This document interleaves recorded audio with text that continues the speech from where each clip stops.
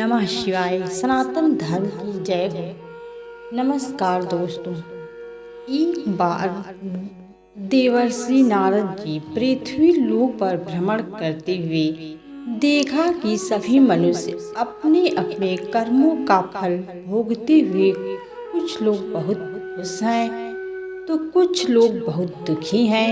यह देखकर उनका मन अशांत हो गया।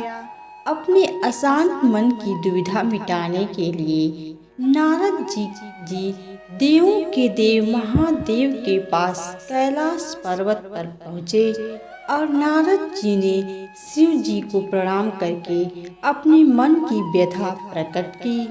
तब शिव जी ने मुस्कुराते हुए कहा कि हे देवर्षि नारद, कोई भी कर्म छोटा या बड़ा नहीं होता। सभी को, चाहे वह देवता हो, ऋषि हो या मनुष्य, सभी को अपने कर्मों का परिणाम भोगना ही पड़ता है। तब देवर्षि नारद जी ने कहा कि हे महादेव, कृपा करके मुझे विस्तार से बताने की कृपा करें। तब शंकर जी ने कहा कि मैं आपके अंतर्मन की दुविधा को समझ रहा हूँ, इसलिए मैं आपको एक कथा सुनाता हूँ जिससे आपको कर्मों का फल समझ में आ जाएगा और आपका मन भी शांत हो जाएगा। अतः इस कथा को बहुत ही शांत एवं प्रसन्नचित्त मन से सुनिएगा। दोस्तों, यदि चैनल पर नए हैं तो कृपया चैनल को सब्सक्राइब कर बेल आइकन को प्रेस कर लीजिए, जिससे आप सनातन धर्म से जुड़े रहेंगे। एक राजा था, वह बहुत धर्मात्मा और न्याय करने वाला था और वह भगवान का भी बहुत बड़ा भक्त था। उसने ठाकुर जी का मंदिर बनवाया और एक ब्राह्मण को उसका पुजारी नियुक्त किया। वह ब्राह्मण बहुत ही अच्छा और धर्मात्मा था। वह राजा से कभी भी कुछ नहीं मांगता था। उसके स्वभाव पर राजा भी बहुत प्रसन्न और उसे राज मंदिर में पूजा करते हुए 20 वर्ष हो गए थे। उसने कभी राजा से किसी प्रकार का कोई प्रश्न नहीं किया। फिर एक बार राजा को एक पुत्र पैदा हुआ। उसने उसे पढ़ा लिखा कर बहुत विद्वान बनाया और उसकी शादी एक सुंदर राजकन्या से करा दी। शादी की रात को राजकन्या को नींद नहीं आई और वह इधर उधर घूमने लगी। जब वह अपने पति के पलंग के पास आई तो उसने देखा कि हीरे जवाहरात से जड़ी एक तलवार वहां रखी है। उसने उस तलवार को म्यान से बाहर निकाला तो वह तलवार बिजली के समान चमकने लगी। यह देखकर वह डर गई और डर के मारे वह तलवार उसी हाथ से छूटकर राजकुमार की गर्दन पर जा गिरी और राजकुमार का सर कट गया और वह मर गया। वहीं राजकन्या अपने पति के मरने से बहुत दुखी हुई और वह यह सोचकर बहुत डर गई थी कि अगर मैं सबको सच बताऊंगी तो कोई भी मेरी बात पर विश्वास नहीं करेगा। सुबह होते ही राजकन्या विलाप करने लगी और कहने लगी, मेरे पति को कोई मार गया। लोग इकट्ठा हो गए और राजा भी आ गया। राजा ने आकर पूछा, किसने मारा है? वह कहने लगी, मैं नहीं जानती वह कौन था, परंतु उसे मैंने ठाकुर जी के मंदिर में जाते हुए देखा है। राजा समेत सभी लोग ठाकुर जी के मंदिर में गए तो उन्होंने ब्राह्मण को वहां पूजा करते हुए देखा।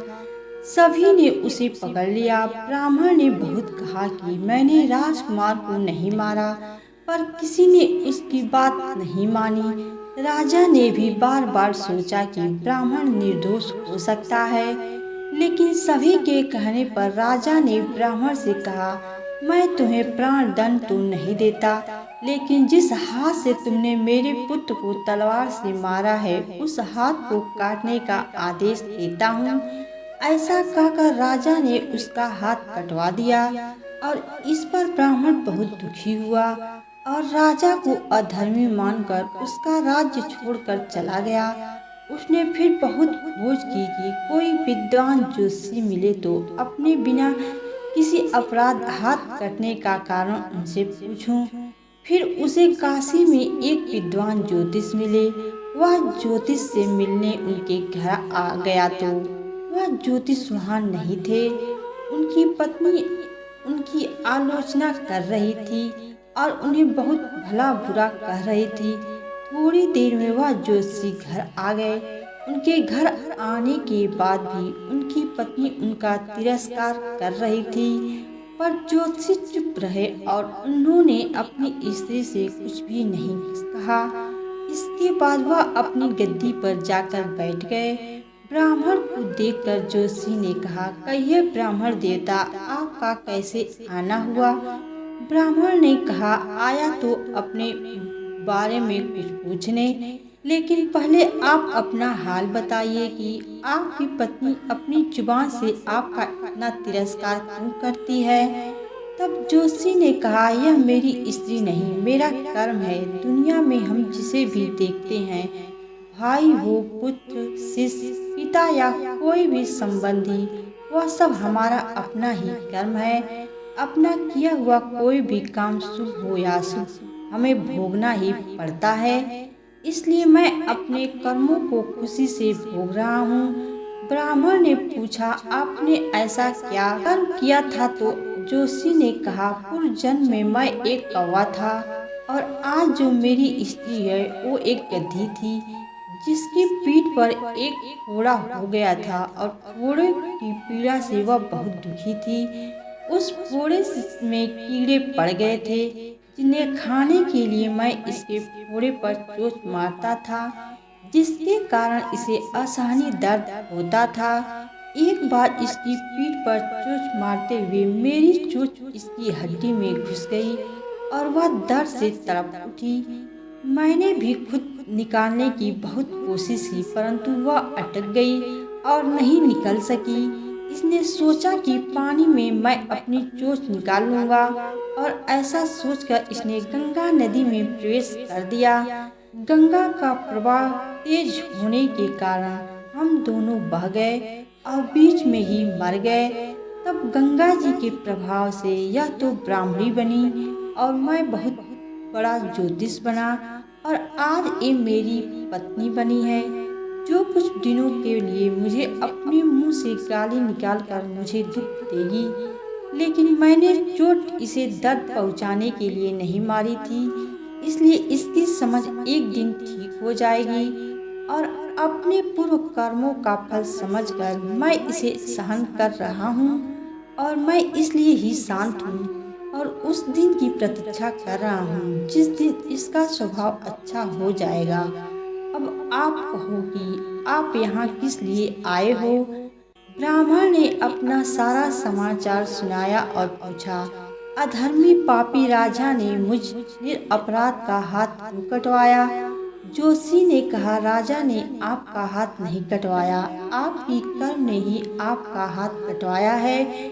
इस पर ब्राह्मण ने पूछा, ऐसा किस प्रकार हुआ? तो जोशी ने कहा, पूर्व जन्म में आप एक तपस्वी थे और राजकन्या गाय थी तथा राजकुमार एक कसाई था। जब कसाई गाय को मारने लगा तब गाय अपनी जान बचाकर आपके सामने से जंगल में भाग गई। पीछे से कसाई आया और आपसे पूछा कि गाय इधर तो नहीं आई।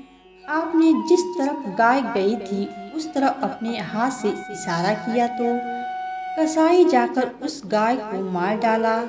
इतने में जंगल से एक शेर आया और गाय और कसाई दोनों को खा गया। कसाई को राजकुमार और गाय को राजकन्या का जन्म मिला एवं पूर्व जन्मों में किए हुए कर्म ने एक रात्रि के लिए उन दोनों को इकट्ठा किया। क्योंकि कसाई ने गाय को हंसिए से मारा था, इसी कारण राजकन्या के हाथों गलती से ही तलवार गड़ने के कारण राजकुमार का सर कट गया और वह मर गया। इस तरह अपना फल देखकर कर्म निवृत्त हो गया और तुमने हाथ का जो इशारा किया था उस पाप कर्म ने ही तुम्हारा हाथ कटवा दिया। इसमें तुम्हारा ही दोष है, किसी और का नहीं।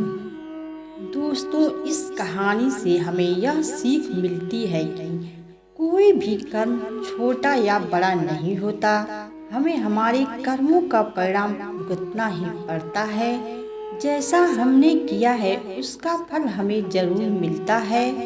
इसलिए हमें अपने कर्मों को सावधानी से चुनना चाहिए ताकि हम दूसरों को नुकसान न पहुंचा सकें और अच्छे कर्म करके समाज में सहायता कर सकें। हम इस कर्म सिद्धांत को मान लें और जान लें तो हम किसी भी घोर कर्म का फल भोगते हुए भी दुखी नहीं होंगे। नमस्कार दोस्तों, यह कथा आप लोगों को कैसी लगी कमेंट करके जरूर बताएं तथा वीडियो को लाइक और अभी तक चैनल को सब्सक्राइब नहीं किए हैं तो कृपया चैनल को सब्सक्राइब कर दीजिए तथा आपके ऊपर भगवान शिव जी की कृपा बनी रहे। हर हर महादेव।